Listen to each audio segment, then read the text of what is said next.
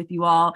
We have someone calling from, well, we have people calling from all over today. I'm just going to shout out where folks are dropping in the chat. And if you're just joining, go ahead and drop in the chat. Let us know where you are in the world. Our guest speaker is calling from Houston, Texas today. I'm calling from Patagonia in Argentina. We've got Canada in the house, Maryland, Maine, Bolivia, Texas representing, New York, Spain, Texas again, Athens, Greece, Winnipeg, Atlanta, Georgia, Guatemala, San Jose, India. Awesome. More folks are dropping in the chat. San Francisco. Awesome. So it's great to see you all here virtually sharing space with us. I know that this is a really important topic that we're going to cover, and a lot of you could probably use knowledge right now as soon as probably be multitasking as our guest speaker is dropping knowledge. So I won't waste too much time. I just want to go over some quick housekeeping guidelines to make sure that everyone feels comfortable and confident in this next hour. So if you are here with us live, we'd love for you to participate with us by either turning your cameras on if you feel called to do so. I see that we've got a couple folks already doing that. I know that video fatigue is real, so no shame if you don't want to turn your camera on, but I know some of you might need that extra invitation. And we believe in visibility here. We want to make sure that, we are honoring everyone's time. So if anyone feels called to turn their cameras on, please feel free to do so. We would love to share this virtual time with you face to face here. All right. So if you are rewatching this, you can still participate by, dropping any comments in the chat. We do read those comments, and we just would love for you to share your own personal experience if you feel called to do so, your own tips and tricks. If you're here live with us, feel free to use the chat box as well. Some of you were able to submit questions previous to this conversation. If you were not able to submit a question, no worries. You can drop them live in the chat. So feel free to use the chat box again to drop any questions, any reflections, any of your own tips and tricks. And as time allows, I will raise those to our guest speaker. So this is being recorded. If anyone would like to hop off mute, you have to basically ask permission because time might not allow us to get to any folks who want to hop off mute, and hopefully we do have enough time. But if you do want to hop off mute, just give me a cue by raising your emoji hand or writing in the public chat or privately to me, letting me know you'd like to hop off mute. And as time allows, I will give you the rights to do so. Now, if you do hop off mute, you will be featured in our live recording as this is being recorded. And for all of you who signed up for this conversation, be looking out for a rewatch email. That email will include a link to this recorded chat so that you can rewatch it, send it to your community, your colleagues, your friends. And it will also include any links to resources that our guest speaker might bring up throughout the hour. So definitely look out for that rewatch email. And throughout this hour, if anyone has any sensitive information and you prefer to be kept anonymous, you can find me in the chat box under Mariella Marie. You can write to me privately there, and I will raise your question or your reflection and keep you anonymous here today.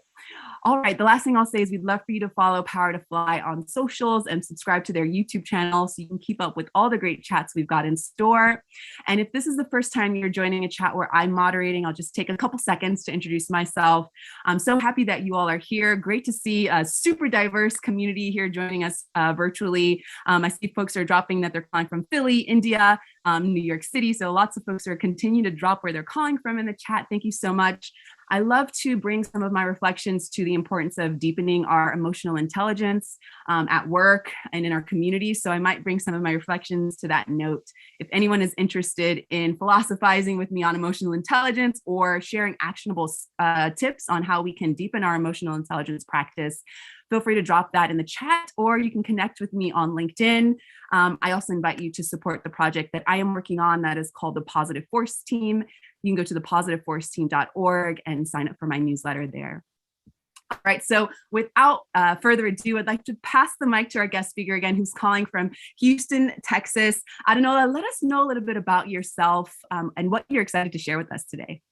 Yes, so excited to be here with you guys. Thank you guys for taking time out of your day to show up for yourself and your career. And I am Adunola Adeshola. I am a career strategist, and I teach high-achieving corporate professionals, usually mid to senior level professionals, how to secure new jobs they love at companies they love. I'm also a Forbes contributor, where my column on Forbes has been read more than 2 million times over the years.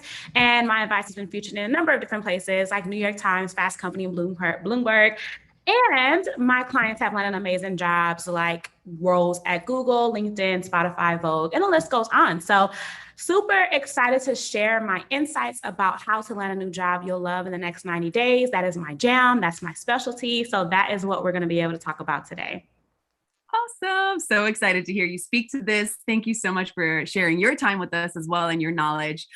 So before we roll into our questions, I'd love for you to set the stage for us today by covering some of the main takeaways for our conversation. Yes, I mean, it's so much for us to talk about. So I'm like, how much time do I want to spend on the main takeaways? Because a lot of you guys sent so many great questions. And some of those questions will also be able to talk a lot about these takeaways as well. But I do want to share three main things that I think are really important for one, maximizing your time with your job search, showing up as your most confident self, and being able to not just get any kind of job, but to get a job that you really actually love. And so, number one, first thing I want to talk about is why applying to jobs 24/7 doesn't work and what to do instead. And so, we all have heard that, you have to apply to dozens of jobs if you want to get hired. Or I heard someone say that someone told them that you have to apply to hundreds of jobs to get one interview, or at least 100 jobs to get one interview. And I think that is a lie. And so one of the things that I teach my clients is how to focus on quality over quantity. And so if you notice, if you are in a position where you have applied to dozens and hundreds of jobs, oftentimes you might not even know which jobs you've applied for. You might not even know what you even said when you were applying for those jobs. You might not even know if you really want the jobs that you applied for. Sometimes let me know in the chat, drop a yes in the chat if you've had a situation where you've applied for a job and then you get an email and you're like, oh wait, when did I apply for that job? And so one of the reasons why applying to jobs okay, I'm seeing some yeses. Candace, yes. Kelly, yep, okay.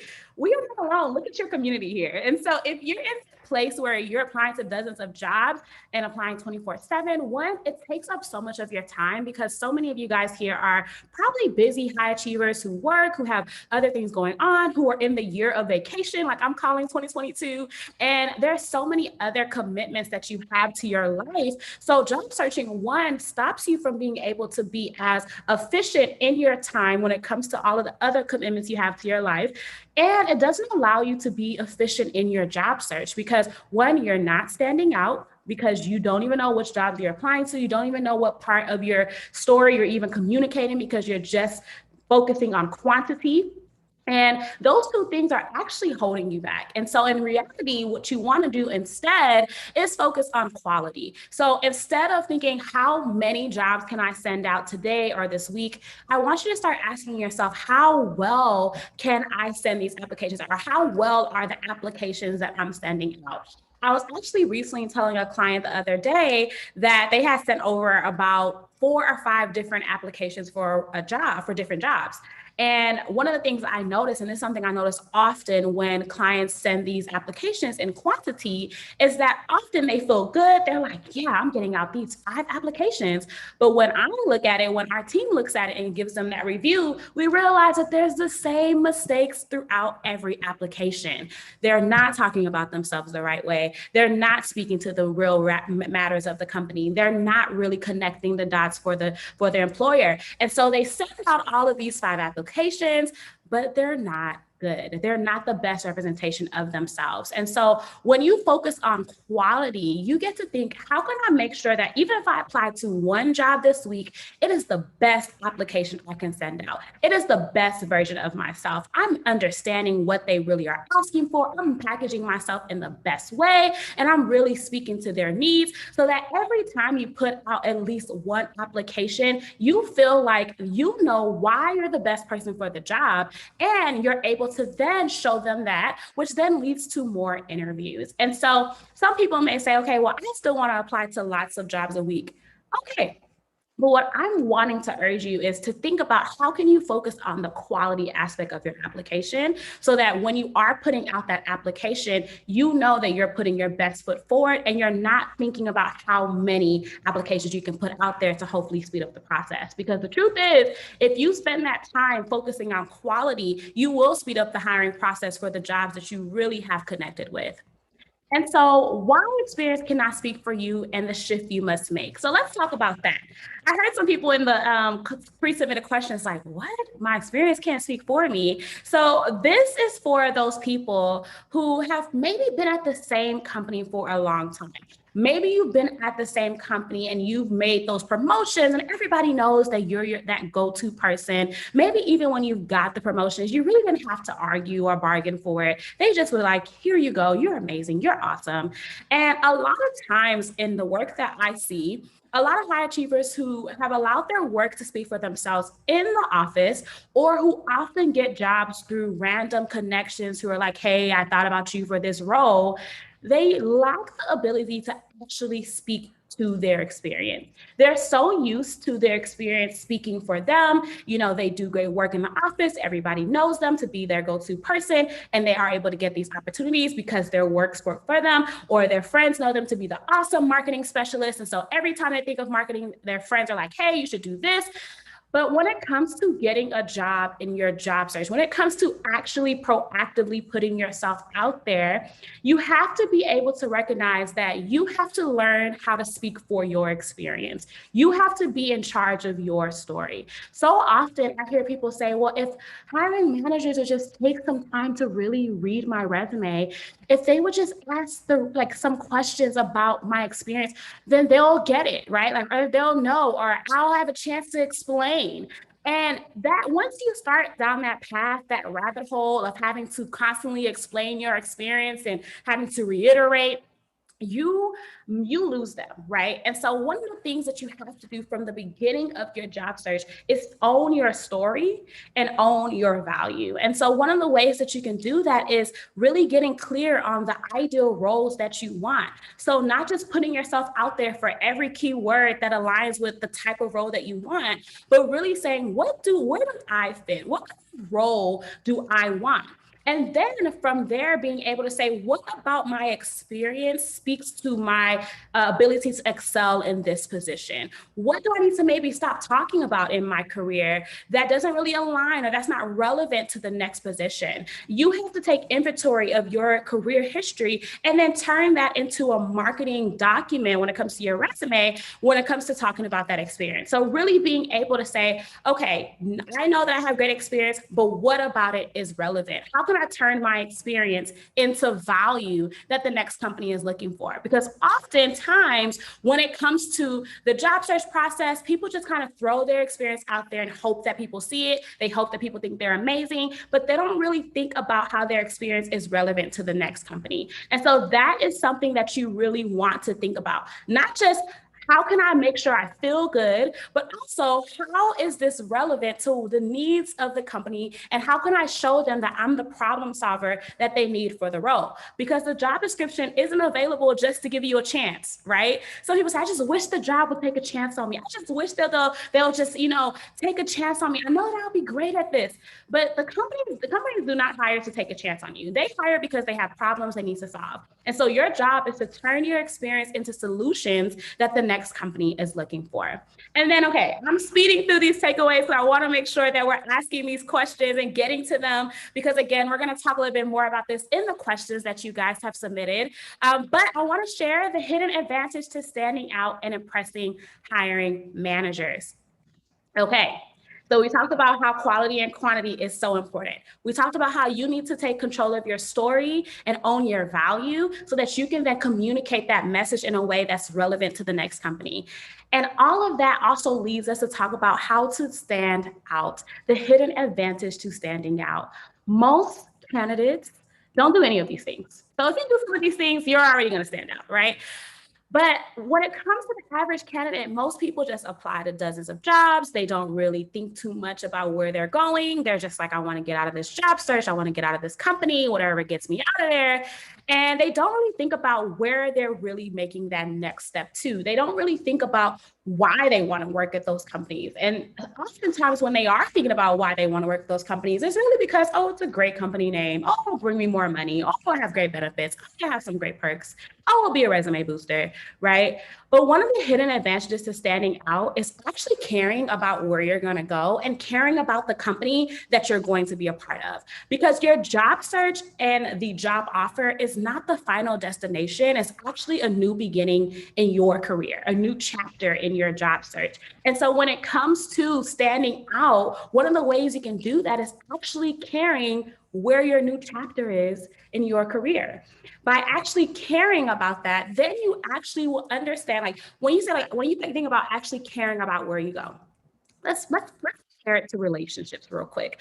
If you're like, okay, I'm ready for a relationship, anybody wants me, I'm available. Like, you're probably not, like, you might rush out of being in your single stage, but that new relationship will probably be trash because you really didn't think about where you were going. But if you're like, I want a new relationship, okay, I'm tired of the past, I'm tired of the patterns, I'm tired of getting in this, toxic situations. What am I really looking for? Okay, I'm really looking for boom, boom, boom, boom, boom.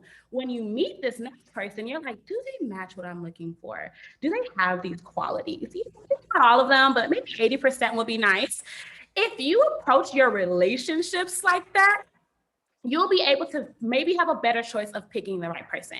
When you approach your job search like that, you'll have a better choice, option, or opportunity to pick the right person, and you'll be able to stand out because they know that you want to be there. So practically, that looks like doing your research and actually realizing what it is about the company that resonates with you personally. And so when it comes to your interviews, being able to not just recite the facts that you discovered from your research, but to really stand in and say, hey, these are why I'm personally connected to the mission. This is why I'm personally connected to the culture. This is why I'm personally connected to the role. This is why I'm invested in the things that I'm going to be able to do in this position. One, because you've done your research, and then because you actually care about this opportunity because your research has shown that it's aligning with you. And so these simple takeaways, I'm brushing through them because I love the questions that you guys asked and I want to get to them. But these takeaways, when it comes to standing out and when it comes to talking about your value and maximizing your time, are one, going to help you be more focused in your job search. It's going to help you apply to less jobs because you'll find that every job isn't right for you. And the ones that are, you'll be super excited about, which means you'll have better applications, which means when you get those interviews, you'll have better conversations because you actually want to be at those companies. And so those are the practical different mindset shifts that I really wanted to share with you guys so that you start to think about how you're approaching your job search in a different way that is outside of the hamster wheel that we're often taught to be on when it comes to getting that next position. Yes. Thank you so much, Adunola. I love your energy and your enthusiasm behind this work. You clearly enjoy the work that you do. And I love the highlight of the analogy that you use, and people in the chat are saying great analogy, to treat the work and finding work as, as sacred as well. Like if you're looking for love in a relationship, you're looking to be treated well, you're looking for psychological safety, you're looking, that this is a two-way street. You don't just want to give all of yourself because of course that is toxic. We don't want to do that with work either. Right. So it's interesting to find that mindset shift, as you said, in order to find, not be, overdoing it and then get burnt out from just applying for jobs. So thank you so much for that insight and for setting the stage. At this point, I'm going to stop sharing my screen so we can get to these awesome questions that folks have submitted. And I just want to highlight that I see that folks are already dropping questions in the chat, so feel free to keep them going.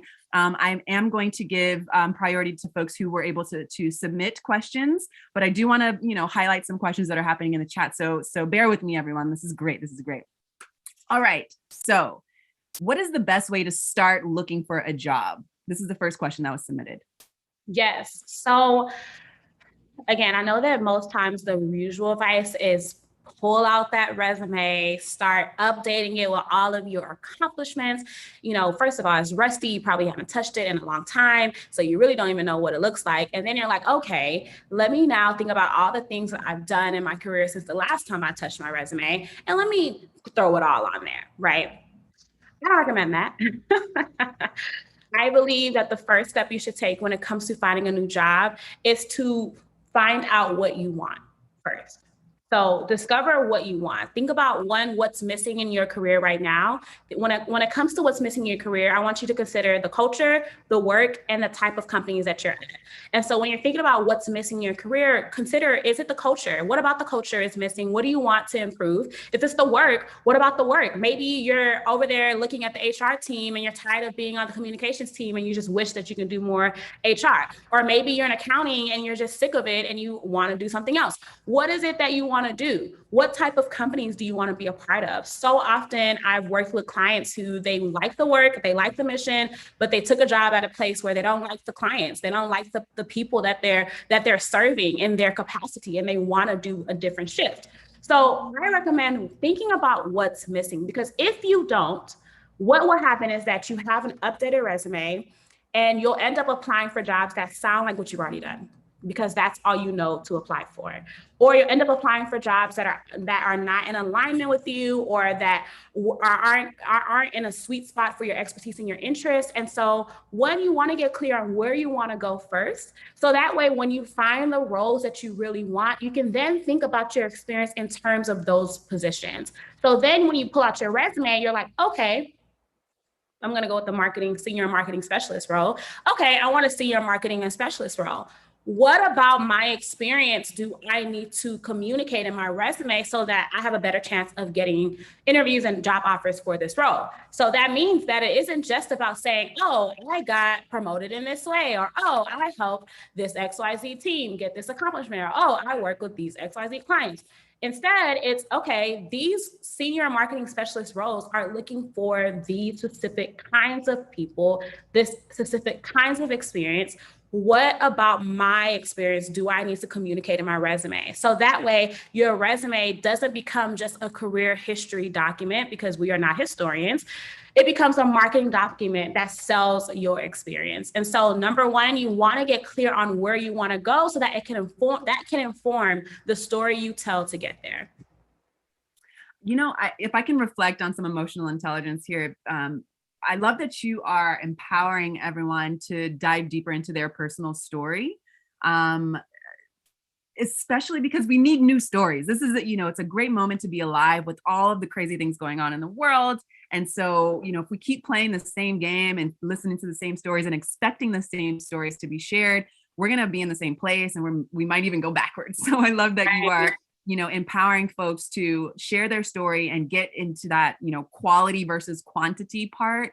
And with storytelling comes self-awareness, right? So knowing our boundaries, knowing what resonates with us, knowing what we vibe with, knowing what we don't vibe with. And I love the example that you even said, knowing, if you do enjoy working at a company, but you don't like the clients, I think that is that takes a lot of self-awareness to say, and actually, this isn't for me. And to be able to start to open up, the possibility of even moving within that company or finding a job elsewhere. So thank you for the analogies and for actually the examples from your lived experience and from the clients that you worked with. I appreciate you. All right. Yes, the chat box is lit. So thank you everyone for dropping in the chat. I'm making notes of your comments and your questions. So hold tight there. So let's move on to this next question that I feel like, probably resonates with a lot of folks who are joining us live. So this question reads, what do you recommend I should do when I have sent hundreds of copies of my resume, but still haven't heard from any company? You did hit on this with your introduction, but can we dive deeper here? Yeah. So one, I want you to know that you're not doomed. You're not out of luck. You're not good enough. Like, you are actually good enough. Your experience is probably great. Because a lot of times, first of all, and I'll tell you about a client who, before we worked together, she had applied to 500 jobs. Madness. And she was like, what am I doing wrong? I feel like I'm doing everything I'm supposed to do. I feel like, the job search, that I followed out the job search rules. I've updated my resume so many times. I can't even count how many resumes I have. Like, what am I doing wrong? Maybe it's me. Maybe I'm not good enough. Maybe I can't make this transition into the new industry that I want to be in. Maybe I need to stay stuck where I am. And so reason why I start with you're not doomed is because I know the rabbit hole of thoughts that can come about when you already put yourself out there so many times, especially when you're a high achiever overachiever who probably does great work in your office. You're known to do great work. And so it's like a slap in the face and a confidence shattering experience to feel like you're applying to so many jobs and nobody cares. The second thing I want you to understand is that it isn't you, it's your approach. Right? It isn't about your qualifications or your experience, because something about you applying for those jobs tells me that you thought you can do them. So it isn't about you, it's about your approach. And so what that looks like is taking a step back and really evaluating what you're doing. Because I think the problem with a lot of the advice is that if you just have great experience and if you just put yourself out there, you'll do great. And that advice sucks. It doesn't work. And so you actually need a strategy. And so what that looks like is saying, okay, I've applied to dozens of jobs. What do I need to do differently? What do I need to learn? What skills am I missing about this job search that I need to tackle? And I know that can feel like, well, I don't even know where to start because I feel like I'm doing everything right. But I want you to understand that there is a roadmap. And so that looks like, one, taking a step back and really saying, okay, I've applied to hundreds of jobs. Which one of these jobs that I really want? Even going through your inbox and saying, okay, what are the jobs that really stuck with me that I really wish that I actually got a response for? Pull those jobs out and then really look at them and be like, okay, what are the commonalities here? Look at the titles, look at the responsibilities. What are they asking for? That's going to give you insight into what you really want. Then from there, you're going to be able to say, okay, I know that I really want XYZ type of role. Instead of applying to hundreds of jobs, how about I take my time and find the next position that I'm really, really excited about? From there, you find that job and then you're like, okay, I'm only going to focus on this job for the next 4 days. From there, you're like, all right, what about me do I need to communicate to show that I can do this job? That starts with understanding the job, okay? So to show that most candidates spend only 14 seconds reading a job description. That is not enough time to understand the role. And you have to keep in mind that the role is available because they have problems that they want you to solve. If you're only taking 14 seconds to understand their problems, you're not going to stand out enough to be the problem solver. So you need to think about, what are they actually asking for? What do they keep repeating in the job description? What are the needs of this position? What are the things that they keep saying they want someone who can do collaborative work. They keep saying that they want someone who can help them up level their strategy. They keep saying that they want someone who can make their clients feel satisfied and increase in retention. I'm just making this all up. But if they keep saying certain things in the job description, then you need to go back to your resume and say, okay, what about my resume? Is my resume actually showing that I can do this, first of all? Is it speaking the language that they're asking me to communicate? Am I saying the same thing? Are they calling it mustard? Someone else is calling it Dijon. Like, what am I saying? And does it connect with them? Edit your resume from the perspective of them, right? Not the perspective of you. And that's going to help you, one, make sure that when you are applying for these jobs, you actually are speaking to them. You actually are connecting to them, because the hiring process is not about you. Okay. I know that that's harsh advice, but it's not. Your career is about you. But getting hired is not about you. Getting hired is about speaking to them, speaking to their needs, speaking to their problems, showing them that you can alleviate their challenges, right? And so when you get out of your head and not take it personal, you then get into being the solver, the problem solver that they're looking for, so that even when you do apply to less positions, you're better positioning yourself as an asset and a trusted resource so that you end up getting more interviews. And so that, again, is just tip of the iceberg advice. But really, if you really take that in, you will see a difference in your confidence, because you'll start to really believe like, oh, these are the things that they're looking for. Oh, I can actually do this. Oh, now I feel like I'm actually communicating that. Oh, now I feel like I have a better chance of getting hired. When you get an interview, you're going to be like, oh yeah, that worked. Okay, now I need to make sure that I'm still communicating that message. I need to make sure that I'm still giving those examples. And that's going to increase your chances of getting through the hiring process. Like, I literally had a client who, she was applying for jobs, getting interview after interview, not getting hired. And she was like, what is going on? She applied some of the strategies that I'm teaching you guys today. She only applied to 2 jobs. and got hired at the job that she really wanted. And mind you, she was like moving into like environmental sciences, some like a very, very niche random industry. And she still was able to get hired using these strategies. And so I just want you to know that there's a process. If you, and it's not you, it's your approach, and really thinking about these small steps can get you in a better direction and help you build the momentum that you need. So not just get interviews like that you don't even want, but to really get interviews that you're excited about. And I love the realness and, you know, that to not take it so personal. And I think that some folks needed to hear that in the chat, because I see some folks writing in the chat about that, you know, not taking it so personal, and also to be able to give yourself space to focus on other things, right? So I've heard a lot of people say, you know, it's a full-time job to apply to jobs. And so clearly if we're taking that and really warping that into applying for 500, you know, different jobs, is like, that stresses me out just hearing about that.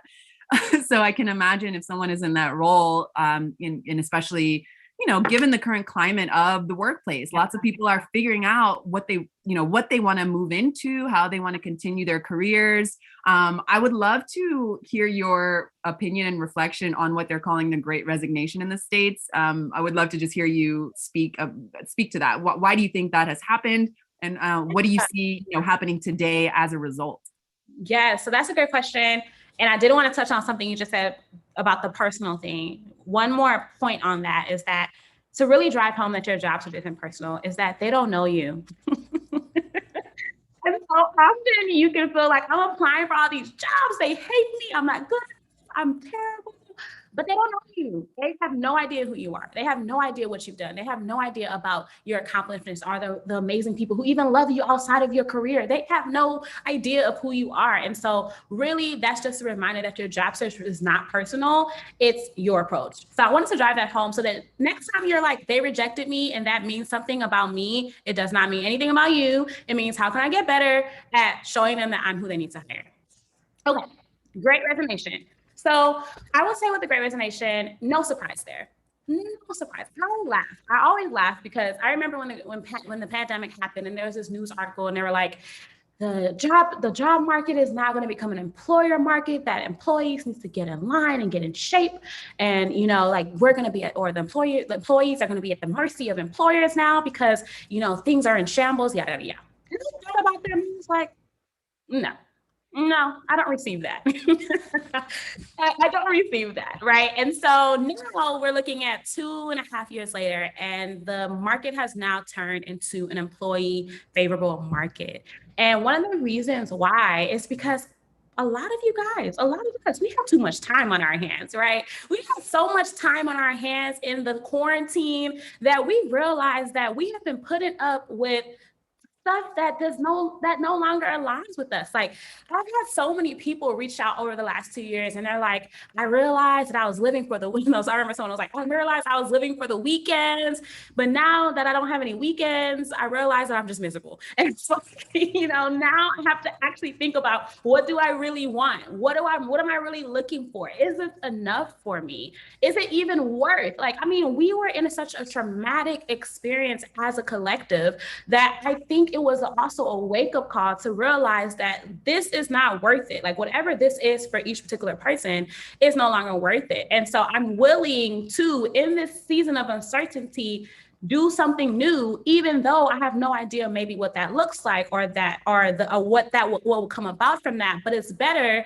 than being in this traumatic collective experience, knowing I'm miserable and just being okay with it. And so I think that happened individually for so many people that it now became the Great Resignation. And so with people saying, I want something new, and them actually getting it, and then someone else realizing they want something new and actually getting it, that flipped the script for a lot of employers to be like, wait, where's everybody going? What is happening? And so I think that made people realize that, or employers now realize that, okay, now that collectively people are wanting to make shifts and they're getting in the driver's seats of their careers, what can we now do? Because one, if people are leaving, that means that there's job openings, because again, job openings happen because there are seats that need to be filled, problems that need to be solved. And so as people leave, job openings get higher. And so as they get higher, they're like, how do we stop this and make sure that we're hiring the right people and make sure that they want to stay, which then goes to employers doing doing whatever they can to make sure that they're bringing in the top candidates of the bunch, right? And so for me, I think the Great Resignation is an opportunity for you to take control of your career, something that no one should ever not do. I think that it's a reminder that this is your responsibility. But I also think that it's an opportunity for you to stand out, because honestly, before the pandemic, it was, I think statistics were like 75% of employees were disengaged at work. So it wasn't that there was all of a sudden this upheaval of like, I hate this job. People hated it before the pandemic. The pandemic only exacerbated people enough to cause action. And so this is an opportunity for you, if you are in a situation where you're wanting change, to not just make a change just because companies are hiring, but to really, really think about what do you want. And then to also think about, how can I stand out as a top candidate that is that I don't even just get a job that takes me out of my misery, but I get a job where the love is mutual, right? I get a job where I can get paid more because they really believe in what I can do for them, where I can do work that I really love because I really took the time to think about what I really wanted. And so I think it's a really great opportunity, but it really starts with you, and then being able to stand out as the candidate that really not just gets the job, but they are happy for you to be there, and you're just as happy to be there as well.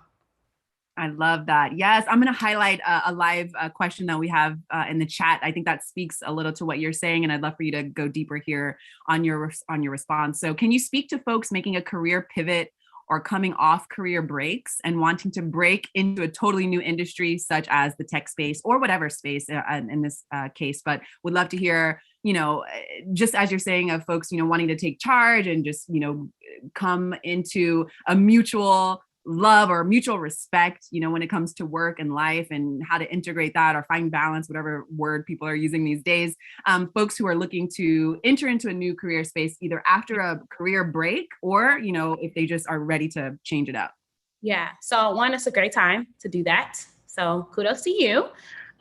Two, let's kill the rumor that you have to start over and start from the bottom. We are not Drake. So we do not need to start from the bottom, especially if you already have experience, right? So what does that look like then? It's like asking yourself, how can I leverage the experience I already have to make the pivot I want to make? How can I do this and show that I can make this pivot, not despite of my background, but because of it?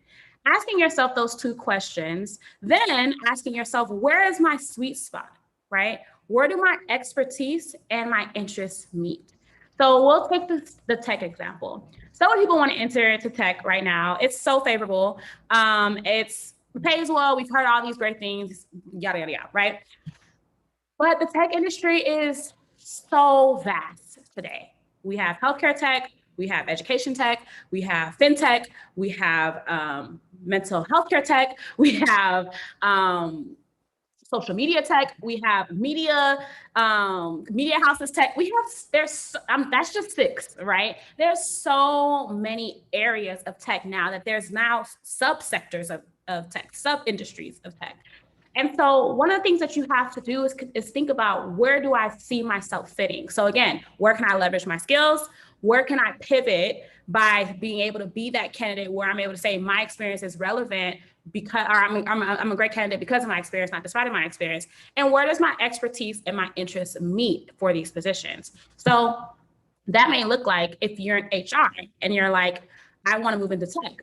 That may mean maybe you choose to go into tech by moving into an HR role in tech, right? That's a way to move into tech. You're still in the tech industry. You're focusing on this specific type of sector, mission, but you're able to leverage your skill set. Maybe you are in, I've had clients who they were in education. So they worked in higher education and they moved into learning and development roles in tech. Right. So that's a completely different kind of role, but it leverages the education experience that they bring to the table. And so if you really want to move into tech, you have to think about, where can I leverage the experience that I already have? So, and then how can I speak their story? The second, when it comes to speaking their story, it's, oftentimes when you want to make a career change, you have to break up with the language you used to use to describe your experience. So even the accomplishments, like some of those accomplishments that you may have used to speak about to get you to the levels that you've gotten in that previous industry may no longer be relevant. Or maybe the end result that you used to talk about may no longer be relevant. The process might still be relevant. The process of how you got to particular accomplishments may be relevant, but you might have to change how you talk about that. You might have to start bringing out different pieces of the story of that particular accomplishment to show that you can do that for the next position. And so you have to really be able to break up with that language. Like I always use the example of people who say, like, for example, if you're looking for a new role and they talk about stakeholders and you have worked with clients, maybe it's instead of, this is really, really basic, by the way, but maybe if it's like, instead of using always talking about clients, you use the word stakeholders, right? So they really understand that, yes, you can do exactly what you've done for this particular type of people. And so really being able to, and then also thinking about what is the jargon that maybe you're using in your current industry that does not resonate, right? If somebody else is reading that, they'll be like, I have no idea what you're talking about. Even though you know that you can do exactly what they need, they're going to be like, you sound like you're really great at what you do. You should stay there, right? So what you want to do is really make sure that you're speaking their language and removing any, and I say jargon is any accomplishments, terms, words, results that distract from the fact that you can do what they're asking you to do. And so that requires you to really reevaluate how you've been talking about yourself on paper, on LinkedIn, in interviews, in your networking conversations, so that people always understand how your experience is relevant. Because if you take nothing away from this conversation, I want you to know that you are in charge of how people view you. You are in charge. It's not anybody's job to look at your LinkedIn or look at your resume and say, oh yeah, I can see how if you just maybe tweak that a little bit, then I think that you'll be really good for this type of position. So maybe we can get on the phone and you can tell me a little bit more about, no. People don't have time. Like, we're all busy.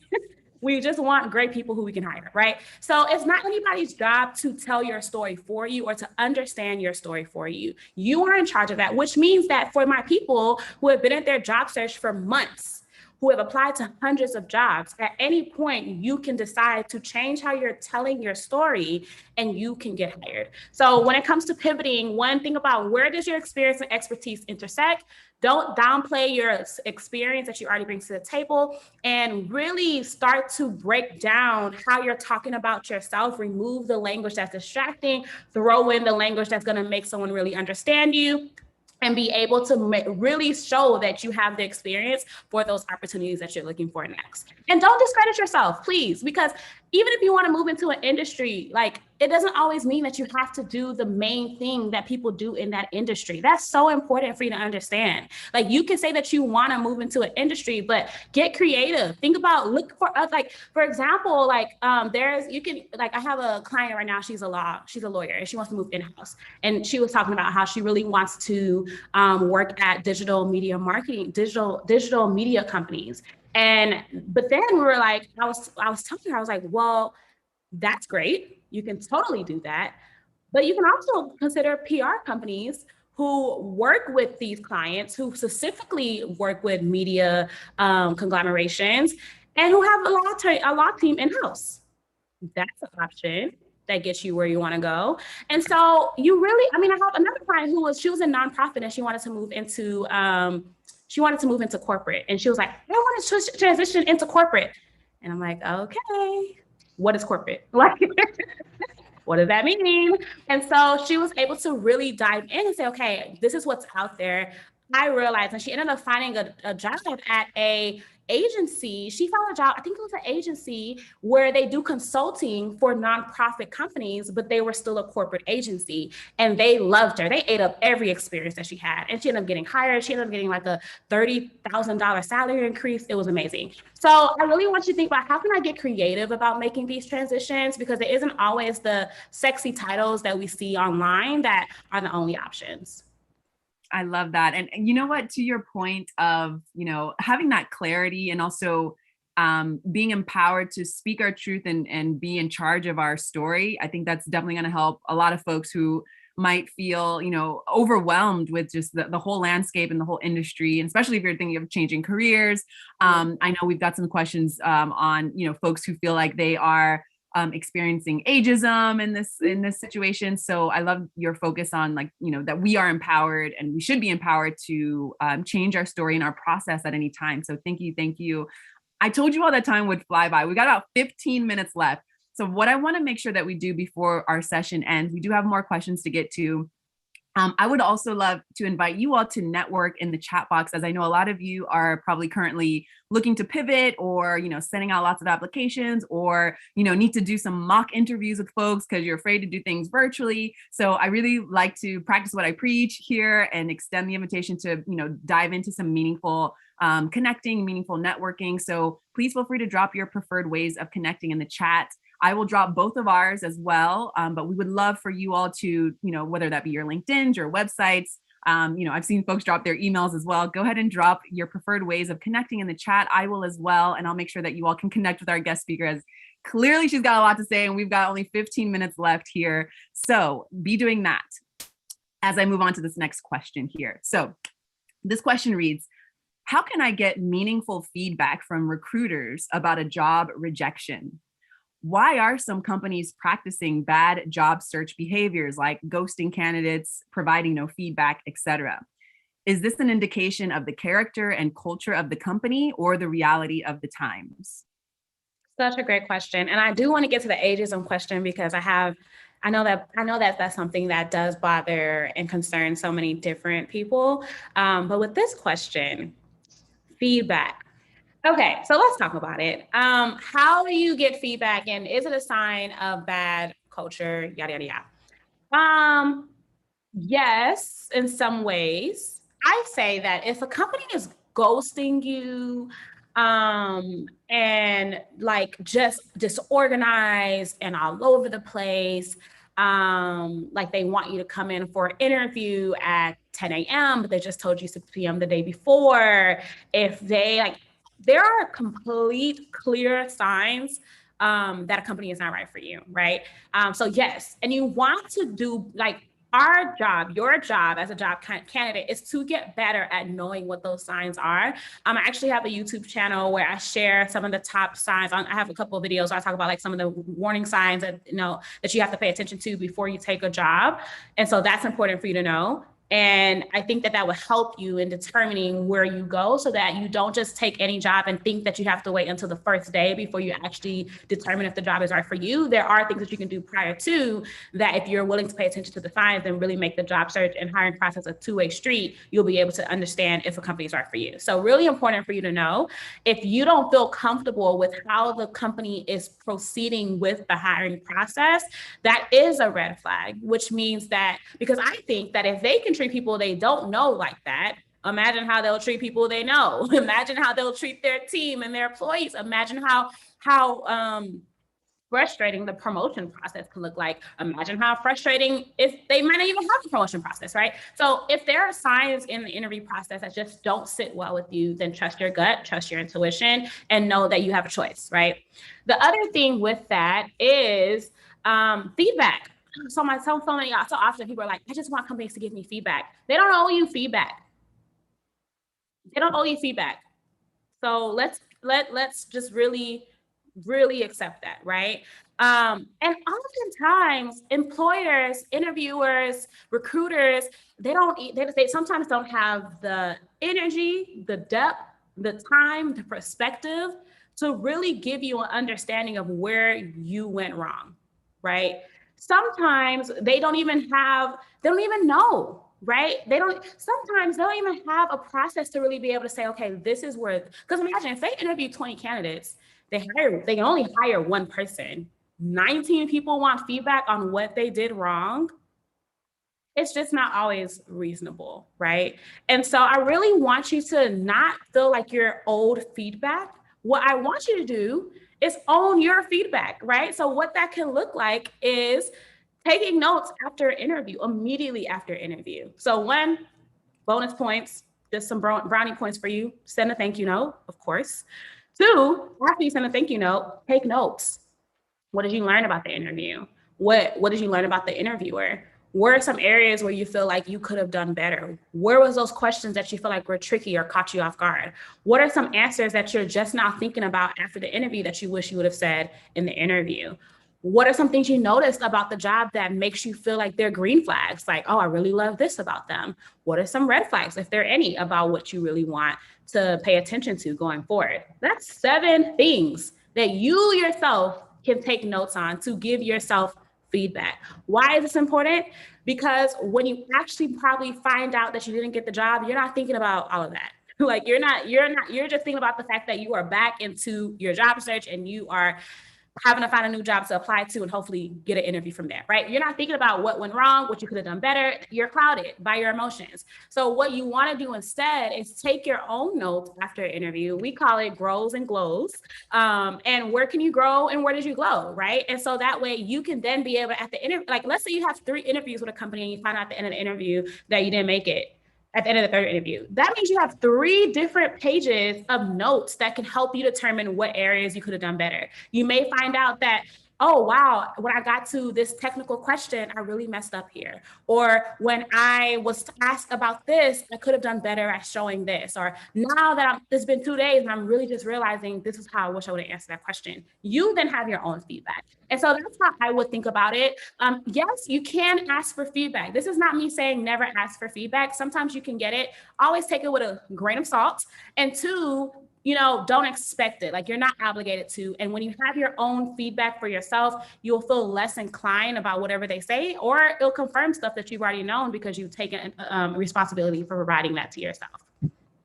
Yes. Okay. So I know that you wanted to get on the ageism question. We've got about 10 minutes left. So I'll try to get to this question and at least one more.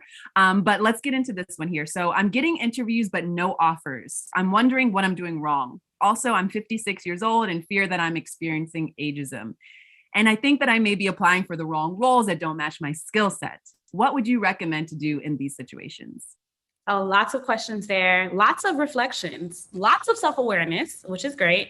Let's start with, I think I'm applying for the wrong jobs. This is why I want to talk about that question, because I saw that and I was like, that is the reason, right?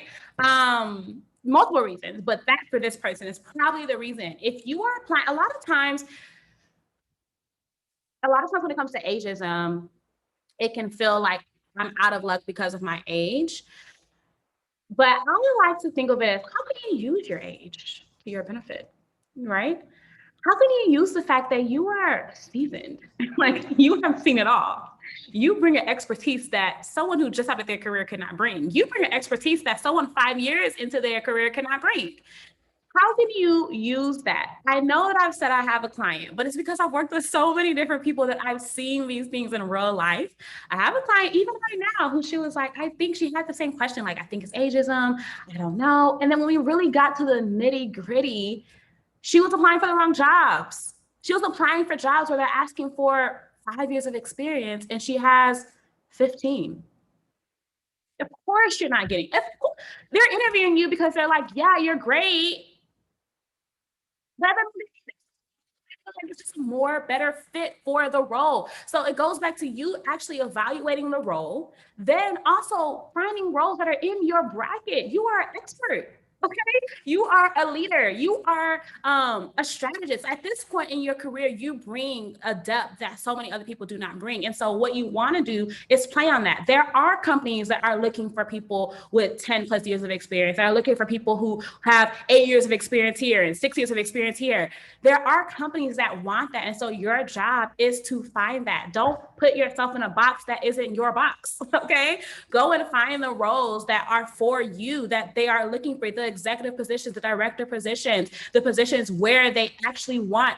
Because one thing I want you to understand is that those roles are harder to fill. Those roles where they want someone at a higher level, they are so much more harder to fill because the stakes are higher, right? If they're bringing in a leader who isn't best for their team, that isn't great at what they're wanting them to do, that is going to be a domino effect to everyone else. And so you have to understand, if you really start thinking like a hiring manager, you're going to understand that if I start putting myself out there for those roles, I'm going to have a better chance, if you implement all of these different strategies that we talked about, of being able to impress them, because I understand that they have a problem that not many people can solve. And I know that I can solve it. And so really finding the roles where they're looking for you is essential, so that you're not trying to fight for something that doesn't even belong to you, right? Go for the roles that are actually yours for the taking, and then position yourself for that. I love that. Thank you for also the clarification. I love, we speak a lot here on the Chat and Learn about ageism. So it's really interesting always to just bring that theme up for conversation, as it is something that we all go through, or we will eventually go through. And so just to be more inclusive and, have more emotional intelligence as we, don't discriminate against anyone for any reason, and especially, concerning ageism, in such a new field, like let's say technology, where people feel like they aren't, there's no belonging or there's no psychological safety. So I love that you're demystifying that. All right, we've got about 6 minutes left. I just want to drop in the chat here this link for folks to continue the conversation with you, to go to your website and to potentially work with you. Can you navigate us through, how someone should enter your website and reach out to you, and what you're excited to offer? Yes. So I believe that we just got into the chat, my work with me page. So this is, if you've heard me talk about the work that I do with my clients, this is that. So I have a 12-week coaching program for high achieving corporate professionals who want to land senior roles and take their careers to the next level without starting over, settling for less, or applying for jobs 24/7. And so again, when I said that I help my clients land jobs in 90 days or less, that is my jam. That's my specialty. And so this program is the A to Z roadmap to being able to get there. We have weekly group coaching calls where you get to be on calls literally like this. The only difference is that you get to show up and ask your questions to me and get that direct feedback and guidance. And then you also get support over email, where we're able to look at your applications, your resumes, your LinkedIn profiles, every piece of the puzzle. And then on top of that, you get the strategies that help top candidates get hired at companies that they love. And so that looks like getting scripts and email templates and all of the different pieces that eliminate the guesswork to the job search and demystify the process, a lot of what we've done today. And so if you're wanting to really just keep the momentum, if you're feeling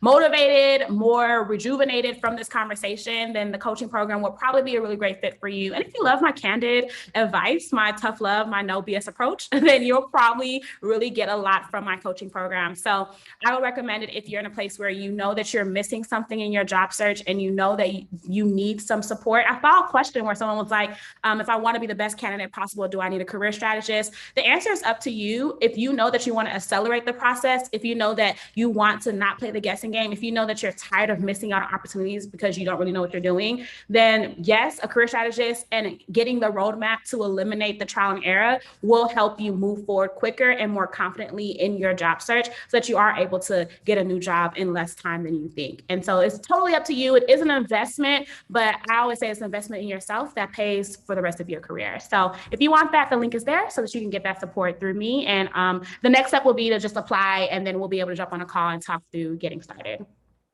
Awesome. Thank you so much. I'm also going to drop a link here for Power to Fly's next virtual job fair. That is on June 23rd. So maybe you can come and join and ask some questions to some hiring managers and folks who are, looking to fill different roles. I'll be there moderating, I think, the engineering and tech room. So you'll have a familiar face there. And also, we have a summit before that, celebrating LGBTQ plus leaders and allies in the workspace. So I definitely invite you all to join there. And okay, last question. Yes. If you could give your younger self, let's say before you got into your career, if you could give your, let's say coming out of college, or let's say, I'm not even sure if you went to college. So let's even go before that.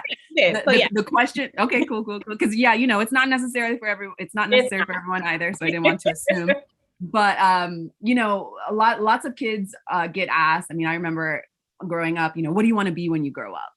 And so that just starts us thinking in a certain way. And of course, with the way that society sets things up, we either limit ourselves or we actually get what we want. So I want to ask you, if you could go back in time and give your younger self, some advice on navigating this space, which is, growing your career, what would you tell yourself? Oh, that's a good question. You're asking someone who knew that they wanted to be in PR their sophomore year of high school. You're asking someone who never changed their major once, got hired at her dream job 3 months after graduation, thought that her life was complete. Okay. That person had no idea. Had no idea. Like, I don't even do PR today. Clearly, I'm a career strategist. And so, if I can go back and tell her anything, I would say that your career is a marathon, not a sprint. It is full of twists and turns. It is never one linear path. And it's okay to change. It's okay to want more.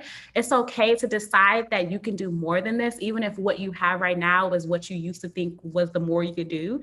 It's okay to be able to say that I am ready to try something else. Like, I think for me, I felt stuck for a long time because I got everything that I said I wanted. And then I realized it wasn't what I wanted. And I was like, what the heck am I supposed to do now? And so if anybody who's like me back then needs that advice, please take it, because it really is okay to recognize that your goals will change. Like, as you grow, so will your goals, so will your interests, and you have no idea who you're going to be. Like, I hate the where you're going to be 5 years from now. 2021, like 2015, we had no idea we would be in a pandemic. Why are we still asking this question? We don't know. Like, so you cannot make choices for the 5 years from now. You make choices for the you now, and then maybe the you that you're going to be a year from now. But for me, that's what I wish I could go back and tell myself, like, girl, just sit down. Like, I love yes, great advice. And clearly, even though you're not in PR now, it is clearly woven into your muscle memory and just in your body. So I appreciate all the work that you do. Thank you for sharing knowledge with us. Thank you for empowering us to be our best selves, to not take things so personal, to expect change, and to be flexible with how things are changing all the time. I really appreciate you. Thank you for everyone dropping in the chat. Folks are writing that this has been an amazing session. So thank you, everyone, and good luck with everything. I hope to see you all on the virtual career fair that we're having with Power to Fly soon. And I hope that you all reach out to our guest speaker, because clearly she has a lot to say and she would love to work with